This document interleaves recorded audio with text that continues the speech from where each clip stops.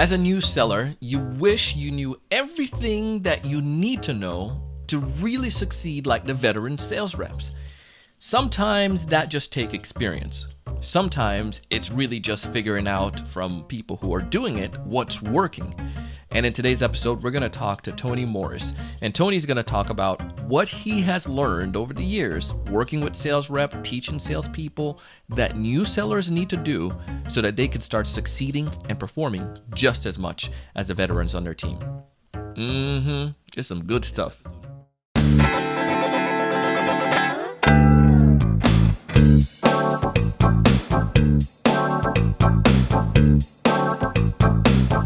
Hey everyone, welcome to another great episode of the Sales Evangelist Podcast, live here on TSE TV. I'm your host, Donald Kelly, the Sales Evangelist, and I'm out here evangelizing. And on this episode, we have Tony Morris, and Tony is a friend of ours from the other side of the pond, all the way in the UK. Tony he wrote 6 books. He is a sales leader. He is a sales enablement enthusiast. He talks and encourages and teaches all throughout the world and does kickoff conferences when we can travel, as you hear him say, teaching sellers how they can perform in their role as great salespeople. So, of course, we're going to bring Tony on the podcast today. We're going to talk about how new sellers, people who are starting off their sales in their career, people who may not necessarily have tons of experience, can learn to sell just like the veterans. I don't want to steal too much of Tony's thunder, but he's going to give you a little bit more about him. Anyways, let's go ahead and dive into the episode. Welcome to the show, Tony. Thank you, Donald, for having me, my friend. Hey, I'm looking forward to this. I'm excited to chat about the topic here. I'm a person who dedicate their whole business around helping new and struggling salespeople. So I'm looking forward to getting your insights on how we can help these new sellers turn into the pros. But before we dive into all the fun stuff. Absolutely. But before we dive into all the fun stuff there, Tony, why don't you tell us a little bit more about you and what you do? Yeah, so currently I'm a speaker. I travel around the globe when we're allowed, speaking at sales kickoff conferences. I run a sales training business called Tony Morris International. So I travel around the globe helping people sell more often with ease. And I also am an author. I'm on my 6th book now, which I'm pretty excited about. And I have a couple of podcasts, which you'll know because you've been on one of them. Yeah. So, yeah, that's what I'm doing right now. Well, I appreciate you, again, being here. And I thank you so much for being willing to share some of your wisdom and insights. You bring a wealth of knowledge, as you say, with your experience working with other organizations and other sales reps and being able to interview other sales leaders. So new sellers, they have a lot on their plate. I mean, they have a lot of a struggle. And I think one of the areas that I've seen when I work with organizations and when I have my own team as well is getting people ramped and getting them ramped quickly. Imagine if you could take a new sales rep and turn her into one of your pro. Just look at your pro, your vet you had for 10 years and hit quota and exceeds quota. Getting that new seller to that sales rep would be fantastic. But the reality, it doesn't happen. So we want to get today, how can we do that? How can we get these new sales reps to turn into pros? And we said 5 things you have in mind that we can do. So what's that first thing that you would say, the very first thing seller needs? I thought long and hard about this. And I think, I really dug deep to think, what are the core principles or the most important elements to what the best salespeople do different, right? And the first one for me is one of the first things I learned 21 years ago. And it's the Pareto law rule, the 80-20 law. And when you apply that into the sales world, top performers should only ever speak 20% and listen 80%. And you may have heard that expression, we got 2 ears, 1 mouth. Use them in that order. But most salespeople that I work with, I would say they're doing it 80-20, but they're totally the wrong way round. And I always say they've got 5 mouths, 1 ear. So I think my first tip and my first sort of standard, if you will, would be get the prospect or customer talking much, much more than you. And the main reason for that is it makes them comfortable. People love to talk about themselves. And I think you'll find out a lot more about them and build a better rapport quicker if they're talking more than you. And that isn't easy to do, but that's all down to asking better questions and, most importantly, listening effectively. No, 100% agree on that. And I think you hit the nail on the head with the right part there, that it's getting the sales reps to ask the right questions. Yeah. How do I train my new seller to ask the right question? Is that a case of doing more role plays with them, or helping them understand the problems more? Or is that more of giving them some simple questions that they can use so they don't have to reinvent the wheel and take so long to ramp up? Yeah, really good question. I think it's a combination of all of the above. I think, look, the first thing we need to know is what are the right questions to ask. And I call these killer questions, right? Yeah. And I'll give you an example. So I do quite a lot of work in the real estate space. And I was listening to some negotiators who've got maybe a few months experience, and also was listening to people who've got over 5 years experience. But they asked the wrong questions. They were saying things, Donald, like, they were qualifying a buyer and saying things like, have you been looking for a property for a while? And the buyer would go, yeah, I have. And then they'd go, have you seen any you like? And the buyer would go, no, that's why I'm talking to you. And these were just crap questions. So when I said, guys, let's think deep, what's one question that's open, so we can't get a yes or a no, that's going to provoke conversation, and it's going to get out the info that you need. And after a while, they brainstormed and they came up with the killer question, which to me was, what's the best you've seen so far? Ooh. And what that did is it cuts out the noise. It's good to know you've been looking for a month, and it's good to know you've seen 30 properties, but what's the best you've seen so far? Get cuts to it. So to answer your question, I think we need to understand what's the key information we need to ascertain from the prospect during the journey. And only once we understand that and that key data, that key information, then we can design very clever killer questions in order to ascertain that information. And I think then it's a case of role play, like you said, listening to people on the phone, asking them, and making it as natural and conversational as possible.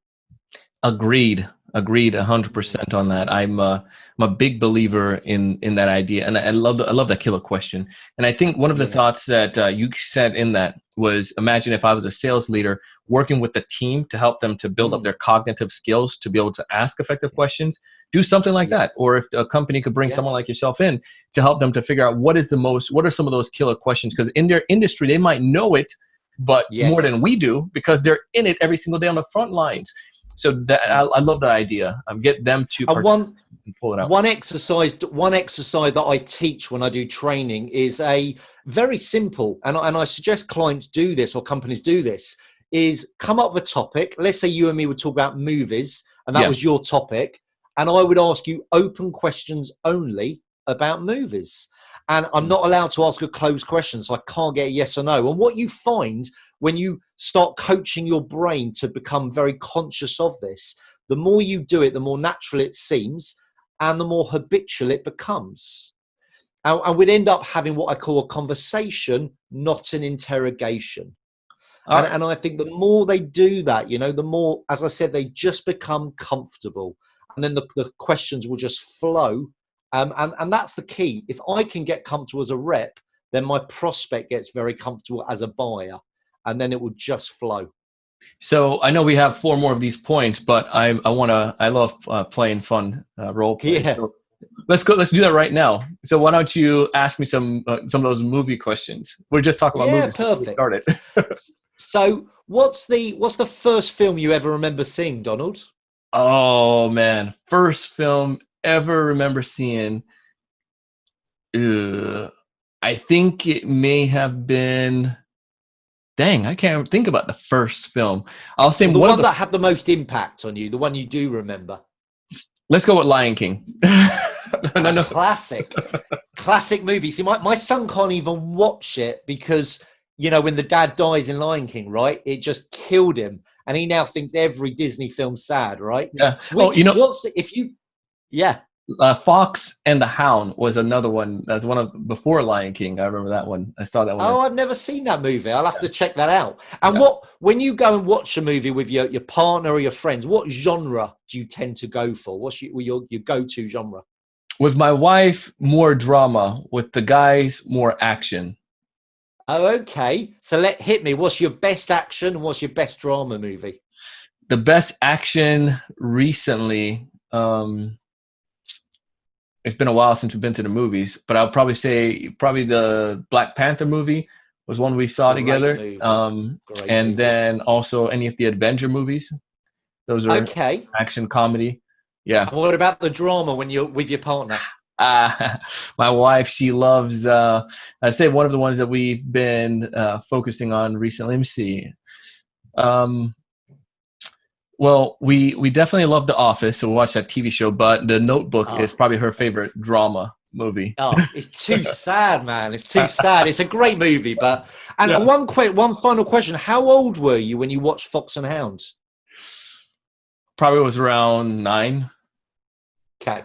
So we'll stop there for 2 secs. So let's just break down what I did. Yeah. I did what's called a tag-on question. So everything you said, I questioned it. I then did a statement question where I said, oh, I love that movie. What did you like about it? So I engaged you more. And then I used a technique called a replay question. So I went back to how old were you when you watched Fox and Hound, which demonstrates to you I listened. And people like to be listened to, right? Yeah. So that's just a simple technique where I got quite a lot out of you. I know your wife likes drama, your mates like action, but I used, as well as asking open questions, I used 3 different techniques using those questions, which would draw out loads of stuff from you. Yeah. You know? That's awesome. And that's the thing. That's the thing. It's not just about the questions we ask, but it's the timing and the type of questions we ask to really provoke conversation. Love it, dude. Love that stuff. Well, let's continue. What's number 2? See, number 2 is a well-known saying, and I don't know if Donald, if growing up you remember this, but I know I do. And it was my late dad always said to me, treat people how you want to be treated. Mm-hmm. You remember that saying? Sure do. And as a kid, I didn't really understand what it meant. But as I got a bit older, I sort of understood that if I wanted people to treat me in a certain way, like with respect, or being kind or being courteous, whatever it was, then I had to treat them exactly the same. But then when I understood sales and the principles of selling, I realized that statement or phrase was wrong. Mm-hmm. And I learned to understand in sales, it's treat people how they want to be treated, not you. And what I got from that is that, as you know, we're all different in this beautiful world. We're all different. So I can't treat you, Donald, the same as I'd treat one of my customers or one of my prospects, because all 3 of you will have different behaviors. So therefore, my job as a salesperson is to identify your behavior quickly.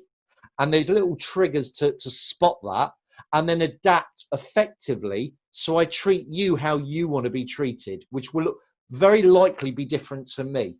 And I think that's a really important lesson in sales.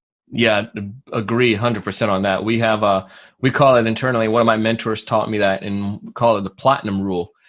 Golden rule, like you said, treat others the way that, you would like to be treated. Platinum goes a little bit further. The way that everybody wants to be treated is to be personalized towards. And I like that. The way I care for it, then that's going to be much better than just like a cookie cutter example or a cookie cutter solution. You know what I mean? Yes, absolutely. Cool. Absolutely. So we have these new sellers now. They're getting pumped. They're asking better questions. They're thinking about the prospect, have the empathy, personalize it towards them. Number 3. What's number 3, Tony? Number 3, and this is a biggie. Mm-hmm. And to me, it's about rapport. But if I could highlight one of the most, in my opinion, the most important elements of building real rapport is this: you don't need to be interesting, be interested. See, what I notice with top producers, and this is whether you have success from your first year or whether you've got success over 20 years, but the ones who seem to make it and hit quota, and as you said, exceed quota, is they are genuinely curious. and they are sincerely interested in their prospects, and they understand their job is not to sell, their job is to serve, and they're there to help people buy. And I think, it's not just about the quick sale, the quick win, and on to the next. And I think if you're genuinely curious, then you don't win customers, you win what I call raving fans. And they'll be customers for life, but they'll also become your ambassadors. They'll recommend you to their friends, their family, their colleagues, because you've served them effectively. And I think that all comes down to that key principle: be curious. Yeah, I'm a believer in that too. I love that, being curious. How would I train my reps to do that though? Yeah, that's a really good question. I think they need to understand why. See, a lot of people, if they don't understand the reason behind it, they won't take action. So I think if you can communicate to your reps, the value in doing it, they're more likely to do it. And then what you need to do is test them on it. So I'll give you an example. Let's say they go out on a meeting, or they have a Zoom with a potential customer, and that they have a meeting for half an hour or so. When they finish that meeting, I would say share 3 things about them that I wouldn't know. So what you're doing is you're testing them on what's the little key triggers, what I call nuggets about that person. And it might be personal things like they've got kids, their kids' names, but it might be more than that. It might be things that are important to that prospect. It might be how they like to be communicated with. It might be about their real motivation to why they made an inquiry with you. But it's just going that little bit, going deeper and really probing and going that next level. And if I'm not genuinely curious, I wouldn't have got that information out of them. So that's how I'd coach it. Okay, that's a good way. I mean, I can see team members doing that in their Monday morning or weekly sales meeting, taking advantage of that. All right. Yeah. So we just hit up all these 3 points now. We're lock, stock, barrel. These new sellers, they know how to ask effective questions. They're personalizing it. And then also they're making sure they go a little deeper and so forth. But number 4, what is the number 4 principle? Number 4, and this was really interesting. So I got this from a book called The Challenger Sale, which I don't know if you've come across, but I love that book. And I was very lucky to have Matt Dixon, one of the authors, on my podcast. Yeah. And when I read it back in, I think it was 2008 it came out, but I read it in 2010. It really changed my perspective, because for me, sales was all about relationships.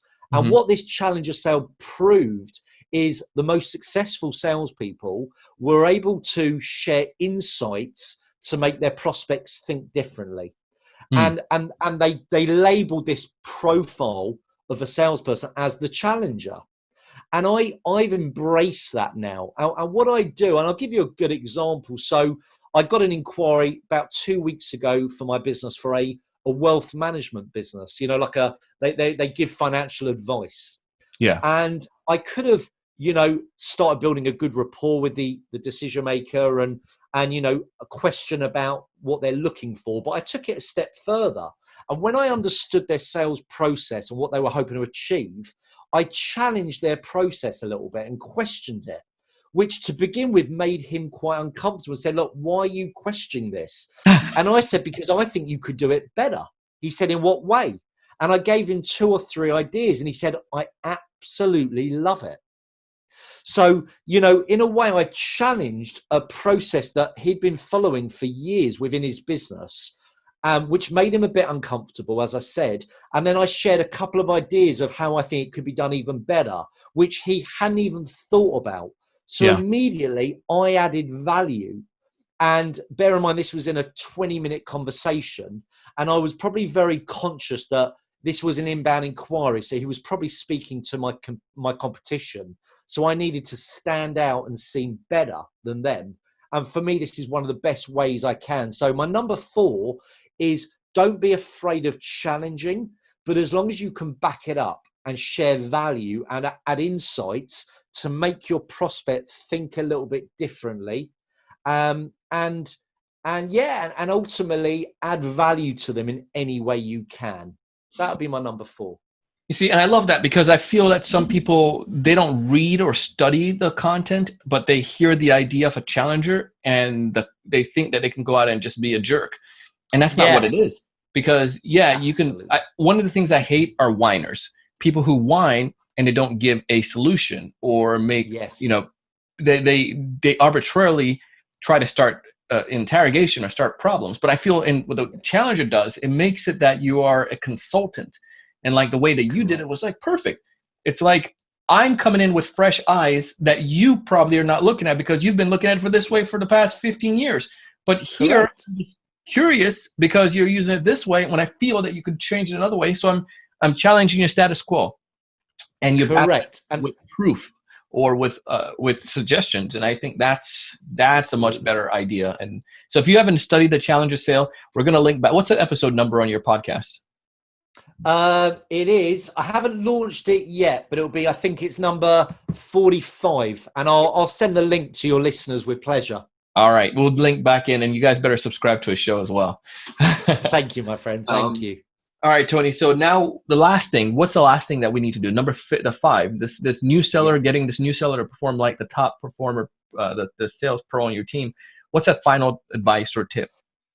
And this is going to sound very simple, but Yeah. it's, we both know, Donald, sometimes the simple things don't get done. Yeah. And so I'm going to and I'm going to put number 5 into 2 parts. Mm-hmm. The first part is do the basics brilliantly. And what I mean by that, when you break sales down in its lowest form, it really is quite straightforward, right? Our job is to prepare for a phone call and a meeting. Our job is to prepare some questions, to preempt objections, have a conversation, build a rapport with that person, understand their problem, and come up with a solution.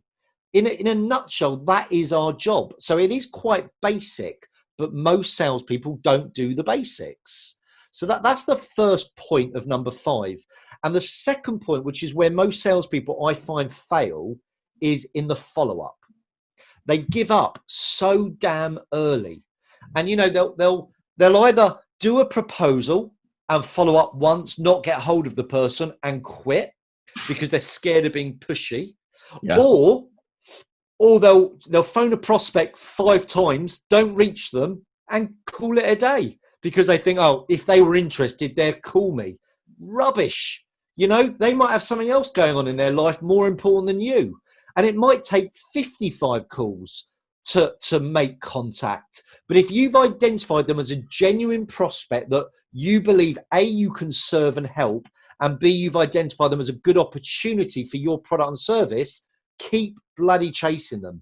And I'm not saying you phone them every day where you become a stalker, but connect with them on LinkedIn, comment on their posts, send them an article of interest, send them a copy of your book or a book you've read that you think's good, send them a link to a podcast like yours or mine that you've listened to and embraced and enjoyed, but stay in the forefront of their minds so that when they are ready to buy, you will be the first person they think about. And I think if you can follow up successfully and consistently, you will perform better than most.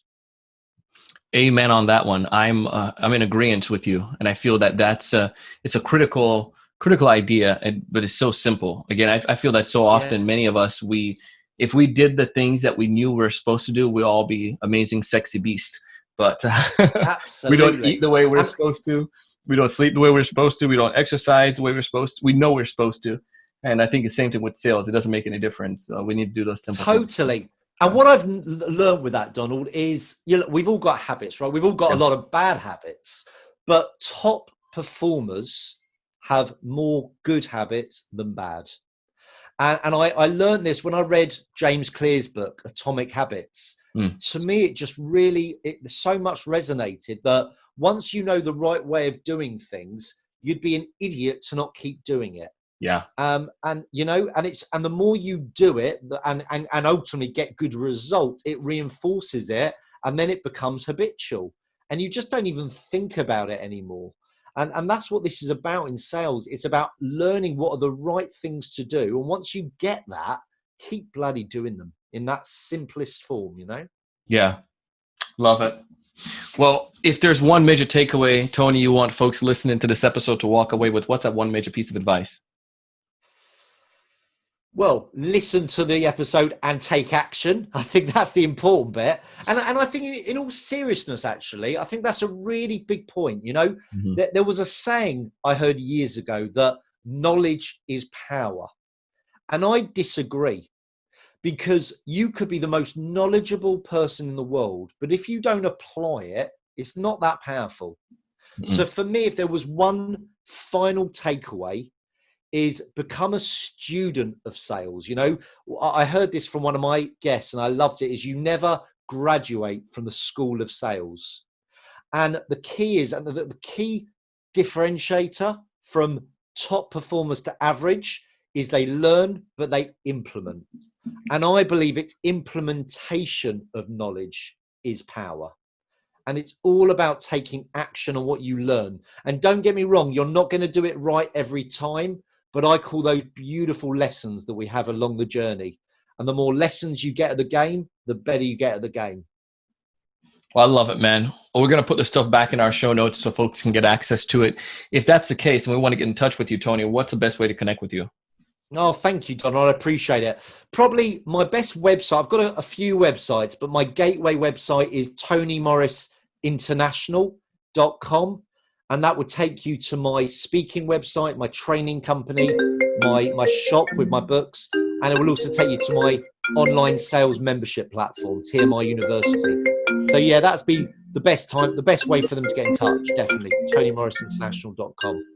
Well, Tony, we thank you so much for taking the time to come on a show. We thank you for your wisdom, and we're grateful for Thank you for having me. I really enjoyed it, Donald. Thank you. Anytime, brother.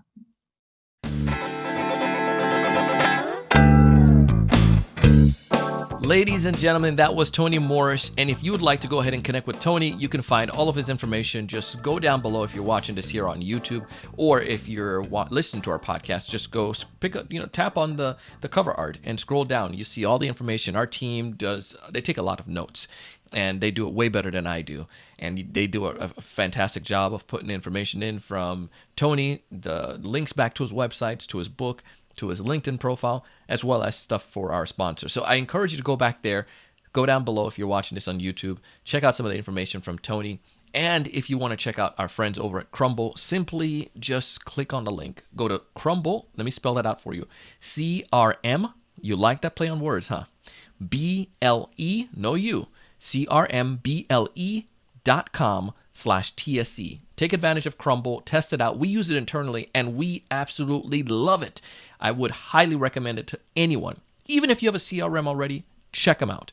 The worst thing is that you can learn about an awesome company, an awesome tool that you can use not only for business, but your personal life. Again, CRMBLE.com/TSE. Check out Tony, connect with him. As always, I want you to succeed. I want you to find more of those ideal customers. I want you to know what to say when you actually connect with them. I want you to be able to close those deals. I want you to be able to ultimately go out each and every single day and do big things. Thanks so much for watching. Hey, thanks so much for taking the time to watch this video today. If you enjoyed the content, I ask you to go ahead and hit that like button, that thumbs up in the bottom right-hand corner. Also, to make sure to subscribe if you haven't done so already. This way, we'll keep you up to date with all the latest sales strategies, latest tools, and things that are going to help you to not only find more prospects, but to close more deals. Thanks so much.